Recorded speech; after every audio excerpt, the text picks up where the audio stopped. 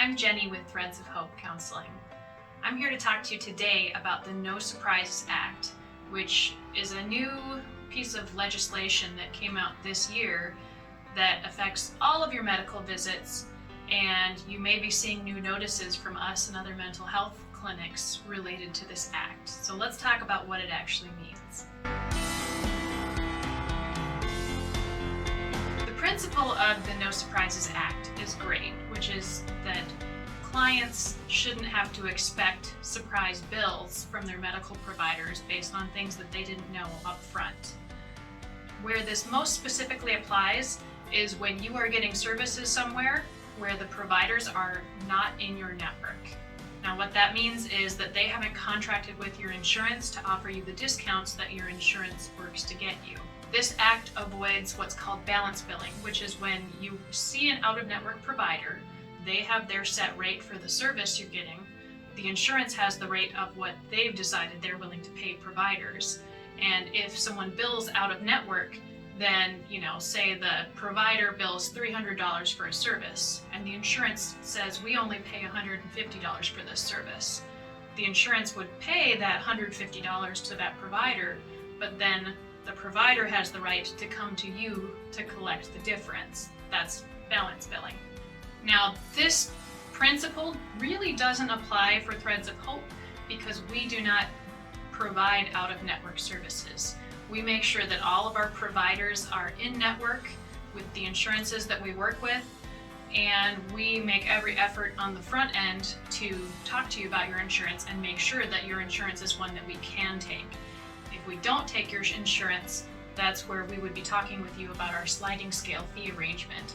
So everything should be known on the front end of you getting services with us. The other surprise that this act wants to avoid is when you go somewhere like a hospital. You might be seeing a wide range of providers for services, and the hospital itself could be in network with your insurance. But then maybe during your stay there, during the time that you need services, they bring in a specialist or they bring in someone who isn't actually in your network as an individual provider. And then suddenly you're surprised with a nasty bill at the end of your visit, even though your insurance said they covered that hospital. If your provider is in network, the good faith estimate at this point doesn't apply. We know sometimes even those who are in network can get nasty bills on the end when we didn't fully understand your coverage. If you thought you didn't have a deductible, for example, and you did, no one likes that surprise.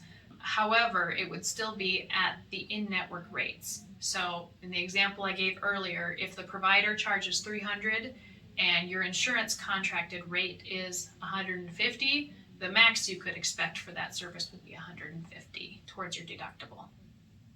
So that's a great feature of this act, is protecting you from nasty surprises like that. At that point, that provider, with this new legislation, that provider has to inform you that they're not in network and make it clear to you what your choices are, whether it's to continue getting services from them at a different rate and with a clear expectation of what that rate might be, or to seek other providers if that's at all possible. This piece of the legislation, again, wouldn't apply here because we make efforts to make sure that all of our providers are covered by every major insurance that we accept. The second piece of this legislation is called good faith estimates. Now, this means that if there's likely to be expense for you, if you are self-pay or if you are seeking out-of-network services, you are entitled to receive a good faith estimate from the provider before you start services as to exactly what those services should cost.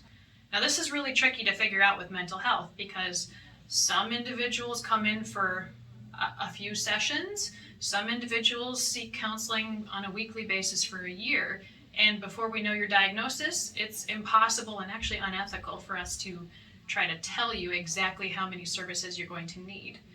It would be reasonable for you to expect an estimate at least per service. If you seek 8 sessions of outpatient mental health counseling, you can expect to pay this much.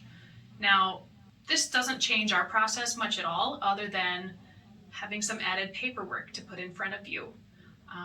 At our clinic, we've always been upfront with our pricing. When we have anyone doing self-pay or sliding scale, we let them know from that initial intake phone call what the cost will be per service. Basically, this act for our practice will just add the step of us handing it to you in writing what you can expect.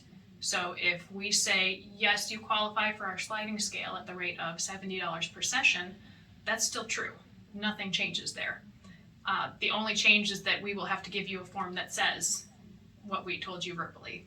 After receiving services, if you receive a bill that's substantially more than you were expecting based on the good faith estimate, you have an appeal process that's available to you through the Center for Medicare and Medicaid Services. That information should be available on the new disclosures you should be seeing from whatever provider you're seeing, or from Threads of Hope.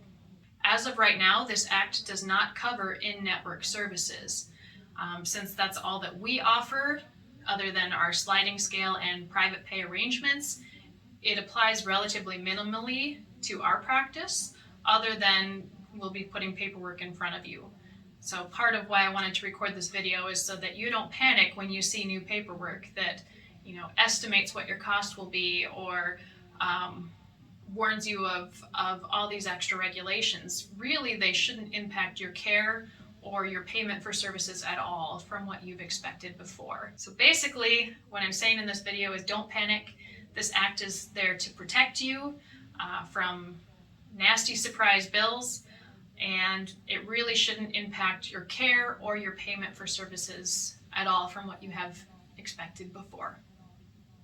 So I hope this has cleared things up a little bit if you had confusion about the new disclosures that have been put in front of you, or the new good faith estimates that have been put in front of you.